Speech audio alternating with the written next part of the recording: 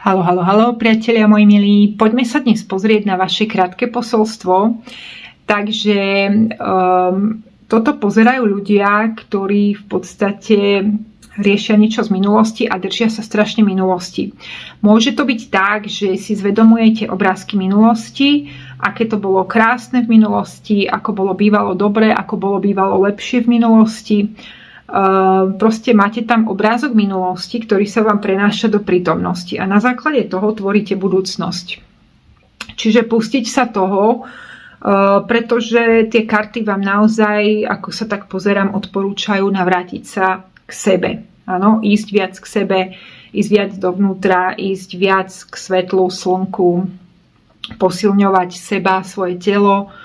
A proste ďalšia karta je nevinnosť dieťaťa, no? Čiže viac sa hrať, viac vstupovať do takej hravosti, tvorivosti, obdivovať krásy. Úplne to môžu byť také jednoduché veci, ktoré vás potešia. Môže to byť nejaký zážitok, ktorý proste tam potrebujete nejakým spôsobom načerpať. Môžu to byť prechádzky v samote a obdivovanie krásnych stromov. Je to takto. Takže tento výklad celý je o takom zvnútornení sa. Áno. Je to čisto len o tom, ako nájsť samého seba, a prestať vlastne plniť očakávania iných, priatelia moji milí. Ďalšia karta, zdroj, je to také veľké slnko, z ktorého všetci čerpáme, pretože všetci sme ako keby napojení tými antenkami na ten vesmír, na tú vesmírnu energiu, na ten zdroj. A tým pádom, že sme všetci napojení na niečo také, tak vlastne nám chodia aj informácie v podobe tej intuície a myšlienok, ale nie vždy to sme schopní počuť, pretože keď máme zatoxikované telo, tak je to ako keby sme mali zhrdzavenú tú anténu a nedostávame vlastne tie informácie do tela a nechodia nám ani tie informácie. Prakticky nevieme, čo robiť s tým životom a motáme sa stále v tom istom. Ďalšia karta vám zase hovorí o zvnútornení, je to karta poza ilúzie. Na obrázku je taká tvár, kde v pozadí je taký veľký motýl, ale na to, aby ten motýl vlastne vznikol, tak musí prísť tá kvapka, ktorá je na tej karte ako keby v strede toho čela. Čiže musí to ísť ako keby z tretieho oka. Tá zmena musí prísť znútra, aby ste vyžiarili niečo von. To je proste celé, čo vám to chce povedať. Ďalšia karta, politikárčenie. Toto pozerajú ľudia, ktorí ešte stále v nejakých prípadoch nosia nejaké masky. Dajme tomu, ste niekto, kto chce byť dobré dieťa a chce niečo naplniť.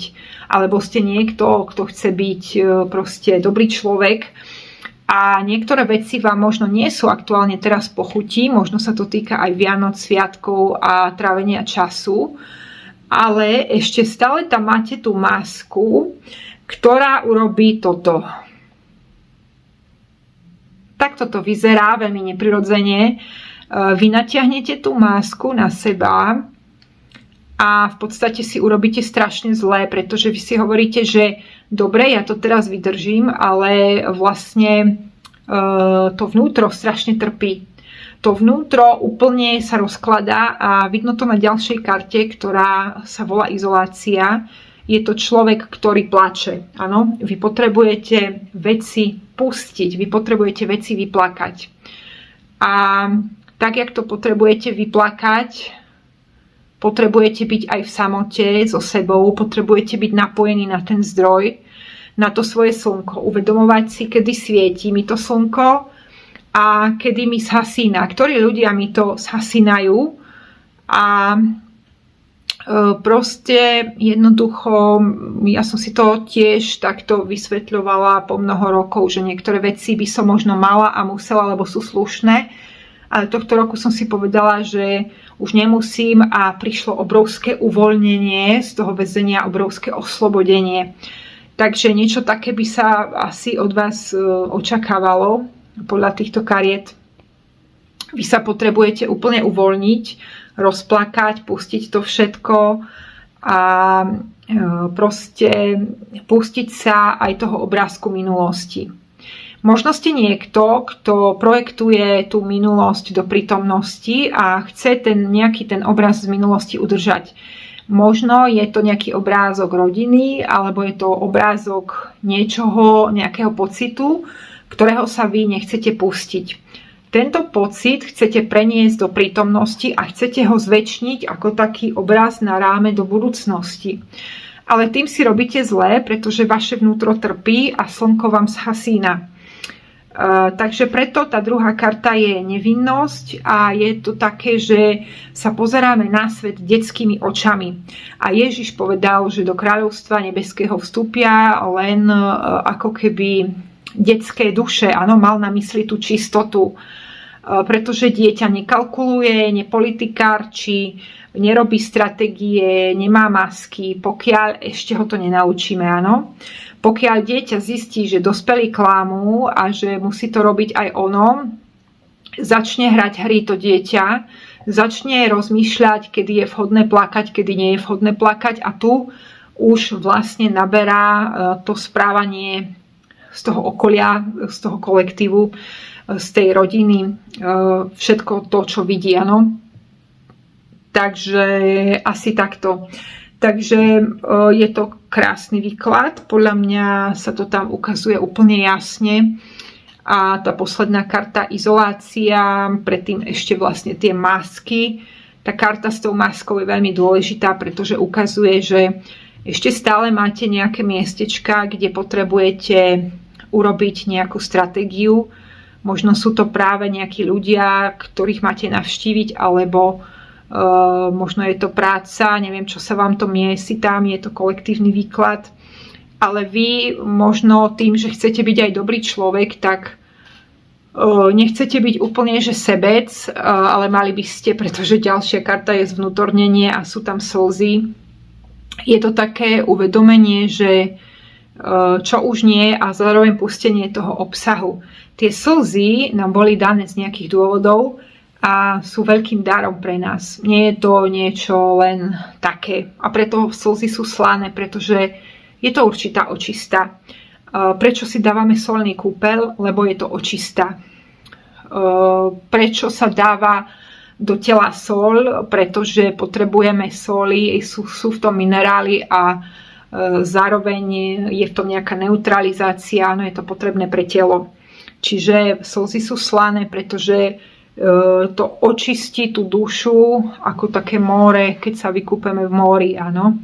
Takže vy to naozaj potrebujete a potrebujete sa sústrediť sami na seba, prestať riešiť druhých, prestať riešiť očakávania.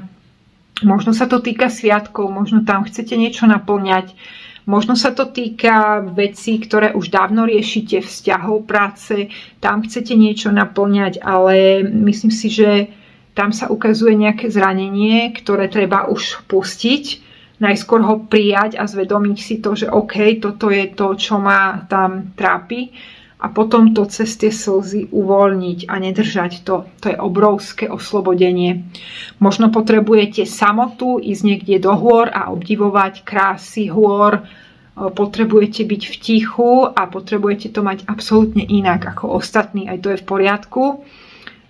Prosto to vaše slnko chce svietiť a tie karty ukazujú na vnútorný svet, takže dať si do poriadku aj telo, lebo keď nie sme dostatočne v tele, tak nevieme vojsť až tak dovnútra, lebo všetko nás bolí, možno si potrebujete pospať, byť sami so sebou, dýchať, ticho, samota, kráčať. Objavujú sa mi v tomto výklade hory. Hory a taká tichosť, keď kráčate proste a dýchate a pári sa vám z úst, je zima, je mráz Pozeráte sa na výhľad a sú to také jednoduché maličkosti, ktoré vlastne stelesňuje aj karta nevinnosť dieťaťa. Pozrieť sa na ten svet s očami dieťaťa a prestať riešiť vlastne tie ceremonie neustále, ktoré proste tu sú a ktoré sú určitou slučkou. Takže no takto to ja vidím, no. Takže dovolte si to vyplakať a myslím si, že som povedala všetko. Tie hory sa mi tam, úplne to vidím, taký ten obrázok. Takže možno toto aj pozerajú ľudia, ktorí možno by mali ísť takto do samoty a do hor. Pozdraví, pozdravové, srdcia srdcové. A keby ste chceli takýto výklad na vašu konkrétnu otázku, tak mi píšte, viem vám urobiť takéto videjko, ktoré si pozriete doma. Stačí mi napísať ten váš príbeh, jasnú otázku, dátum, miesto, čas narodenia, to je pečiatka vašej duše. Na základe toho pospájam rôzne náuky, zlepím vám to tam a vydestilujem, čo je pre vás aktuálne asi to najlepšie, čo sa tam ukazuje aj vo vedickej astrológii, aj v čínskej astrológii a tak ďalej. Takže srdcia srdcové, láskujem a bye bye, čau, adios amigos.